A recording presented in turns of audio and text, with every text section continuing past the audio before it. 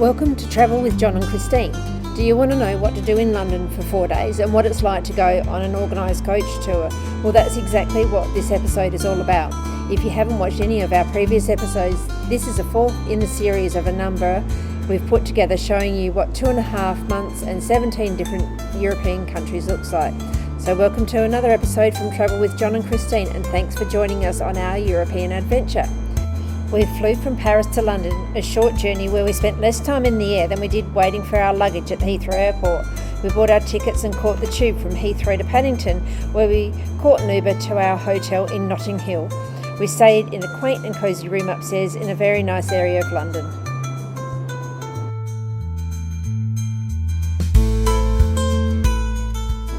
On the day we arrived in London, we also planned on doing a walking tour, fitting in as many must-see sights as we could. So after a pub lunch, we headed off, stopping at Kensington Palace in Hyde Park, being the home of Princess Diana and is currently the London home of the Duke and Duchess of Cambridge and their children. We then walked into Knightsbridge and to Hyde Park Corner, past Wellington Arch and through Green Park to Buckingham Palace, the official residence and principal workplace of the British monarchy. Atop the royal balcony, the royal standard was flying, meaning the king was present.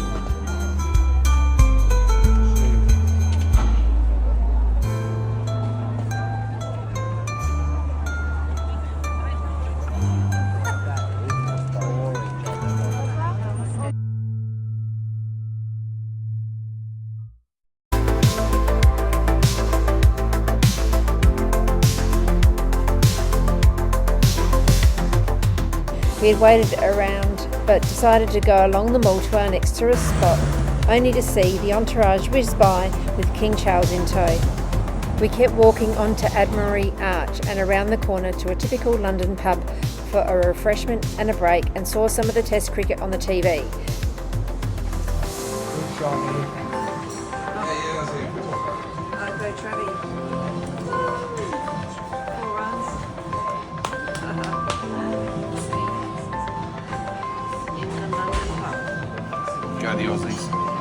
Continuing our journey, we saw the residence of the British Prime Minister at 10 Downing Street, and then we came to the British Houses of Parliament and the most beautiful clock tower and Big Ben.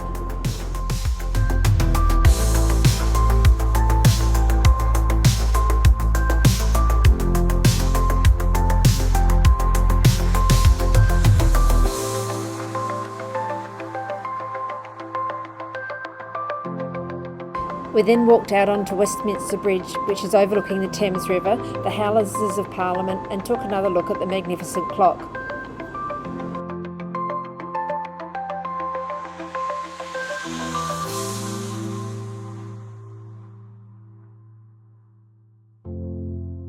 Walking back over the bridge is Westminster Abbey, an Anglican church since 1066, and has seen the coronations of 40 monarchs, is the burial site of 18 monarchs and at least 16 royal weddings. We're due another stop, so we found another lovely pub before making our way back to the hotel to sleep, recover and get ready for our next day. Day 2 was spent at the Lord's Cricket Ground to spend the day watching Day 2 of Test cricket match between Australia and England. We treated ourselves to tickets in the marquee at the Nursery Pavilion, where the players warm up before going out onto the ground. We watched some of the Aussies in the nets. We went out to the souvenir shop, sat in the fabulous seats to watch the match and enjoyed some of the hospitality, all a part of our tickets.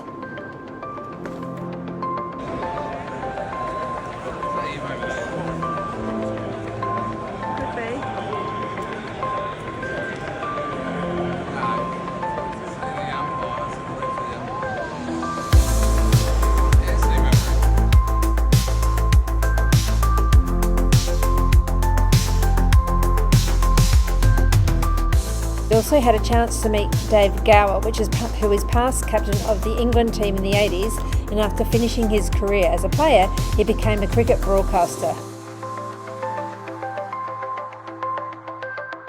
We had an amazing day fulfilling a bucket list dream. I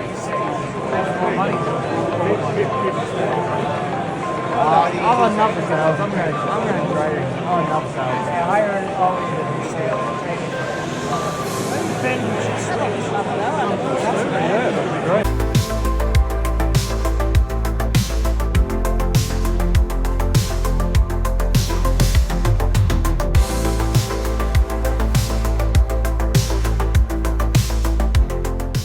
Day 3 we spent out and about again, visiting more iconic places in the centre of London, finding time for some authentic British fare and popping into some upmarket establishments along the way.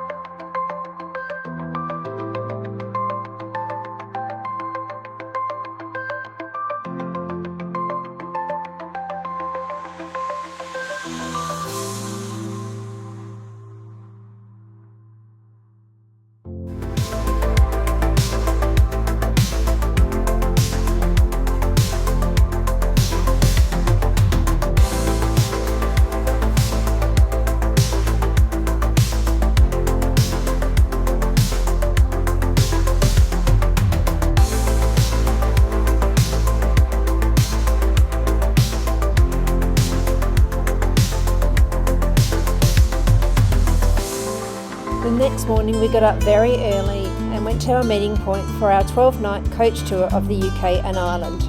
We were about to cover a lot of ground on our 12 days on board the coach.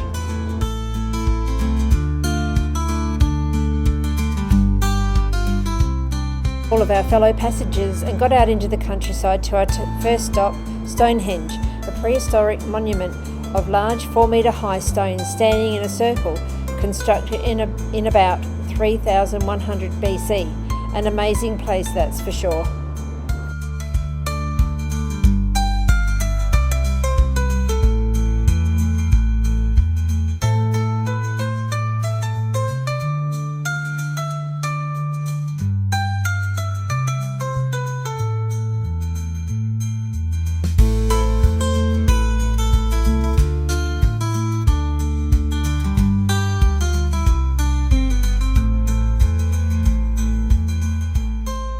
Further west is Bath, known for the Roman-built baths and founded by the Romans in the 1st century AD. It was a very quaint place to visit. It was very busy with other sightseers, but we also had time to look around and enjoy the vibe of Bath. Right, hello. What's going on?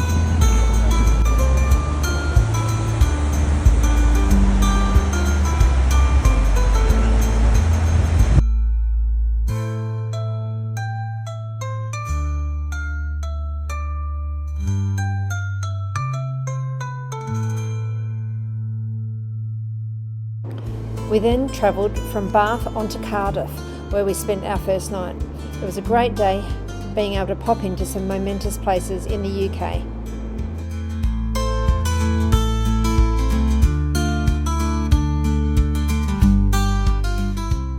The next morning we drove to Stratford-upon-Avon, the birthplace of Shakespeare, but also to look around the town where there were some magnificent timber frame buildings dating back to the late 1500s.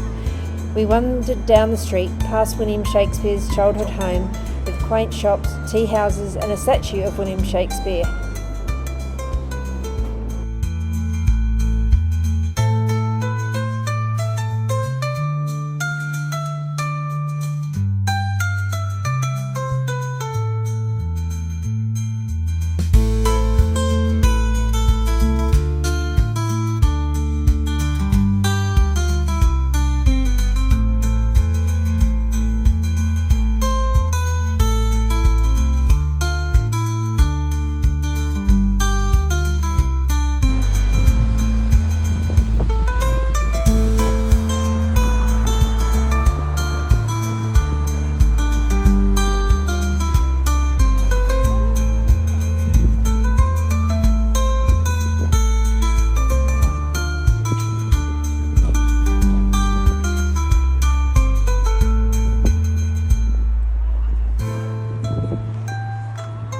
We walked down to the canal boats who were waiting in locks to go out to the river.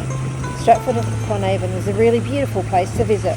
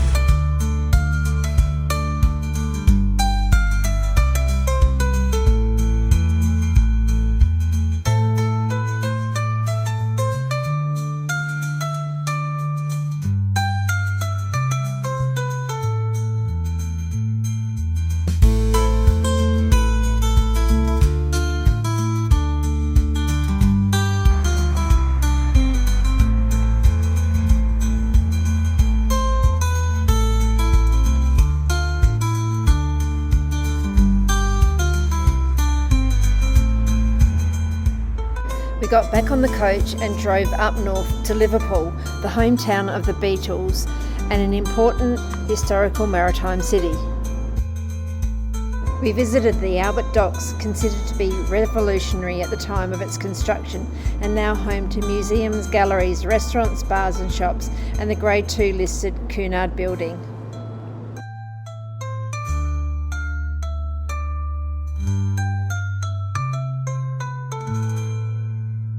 That evening we headed out to the Cavern Club, the cellar venue where the beat music scene exploded in the 1960s and where the Beatles performed and where their musical identity was forged. We had a great night out.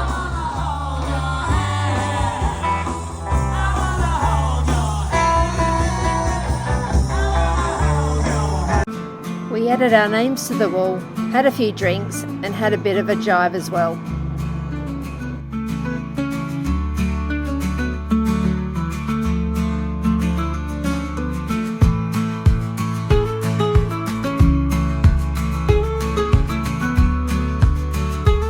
We popped over to the karaoke bar next door to see the driver belt out a tune.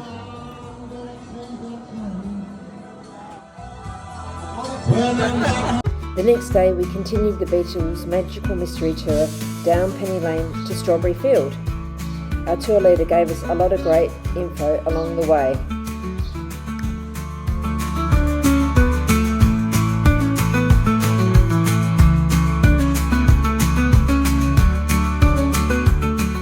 Next it was on to Wales and to the walled market town of Conwy, an impressively preserved 13th century fortress.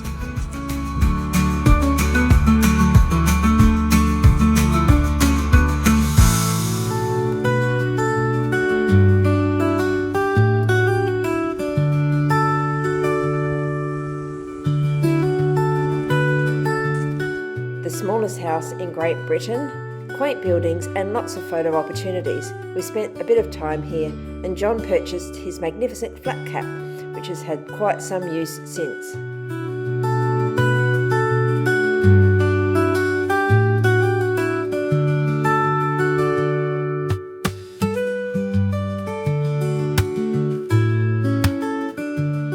From Conwy we drove to Holyhead, where the coach drove onto the ferry and we sailed over to Ireland, which is the next part of our journey on our European adventure. Make sure you subscribe to continue watching to see where we go on the Emerald Isle.